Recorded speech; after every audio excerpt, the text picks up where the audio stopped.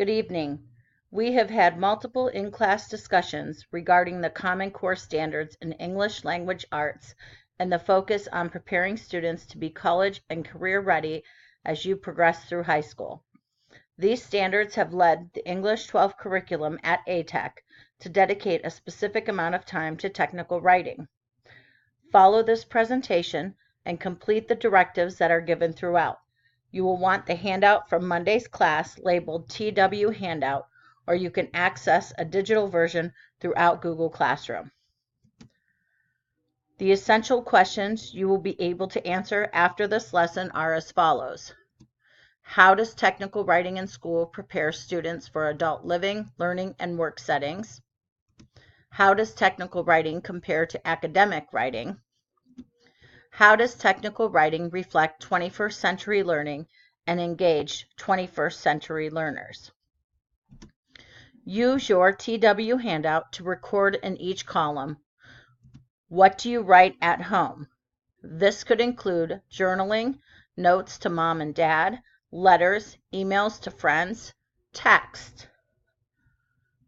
How about at work?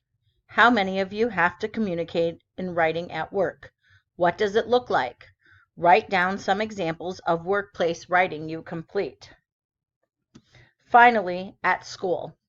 Even though I know you write while you are here, are you writing in your other classes? How about your lab? If you are in culinary, you should be writing recipes. If you are in auto tech, you should be writing inspection reports. On your handout, give the different types of writing you do in your other academics as well.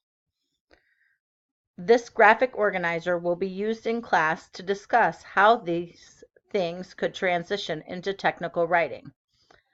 Think also about the writing you could do in reference to your hobbies. In the last column, jot down what writing you could do if you are a hunter, if you race four-wheelers, or how about scrapbooking? What is technical writing? Technical writing is also known as business writing, workplace writing, professional writing, informational writing. Depending on your career lab, academic class, or work setting, you may have heard of technical writing through the use of these different words.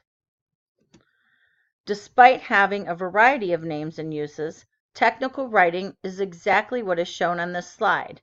It is the type of writing that surrounds us daily.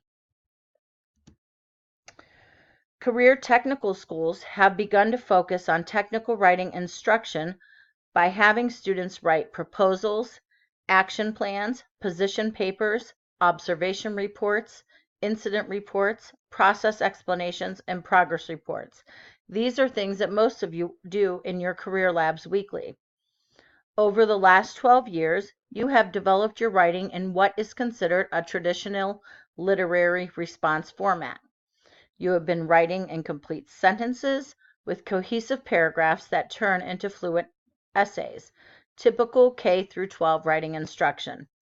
The primary difference between technical writing and the traditional literary response format is that you will have to demonstrate critical thinking, problem solving, analyzing, and synthesizing information.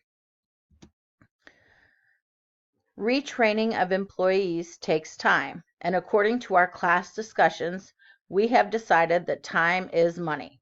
It is expensive and is figured into the cost that consumers like us pay for products and services. Other companies are not retraining. They are simply replacing these people with better trained employees. Better trained employees don't necessarily mean better educated either.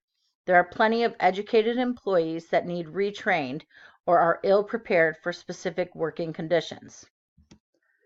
The information in this slide demonstrates the research done to determine what specific skills students need to master success in the world outside of the classroom. Use your WC handout to generate ideas based on this slide. I want you to answer the following question for each workplace competency. What does this competency look like in your career lab? You're all familiar with how your career lab works. Each competency will be defined in the slide. In your handout, jot down what this competency looks like in your lab. The first competency is resources. When you are competent in the workplace, you know how to identify, organize, plan, and allocate resources. What does this look like in your lab? For example, in my English classroom, you are competent in this skill if you know how to use a dictionary or can follow the writing process. As a teacher, I am competent in this skill because I can identify, organize, plan, and allocate the resources to teach you, such as this PowerPoint or a video. The second competency in the workplace is interpersonal. By demonstrating that I can work with others, such as the guidance counselor, other teachers, the special ed advisor, my administrators, I am demonstrating my interpersonal workplace competency. What does this skill look like in your field? The third workplace is information. Acquiring information for your career field is easy, but how to use that information is a little more difficult. What does the information workplace competency look like in your career field? Systems. Understanding complex interrelationships is a key workplace competency.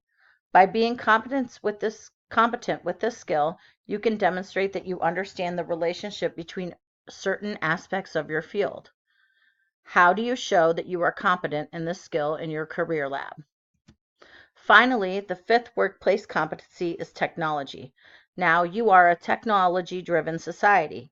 This does not mean that you are competent, though, with a variety of technologies. What does workplace technology competency look like? Possessing basic writing skills means that students need to communicate thoughts, ideas, information, and messages in writing, and create documents such as letters, directions, manuals, reports, graphs, and flowcharts. Bring your handouts into class tomorrow, and we will be discussing and possibly even demonstrating these workplace competencies.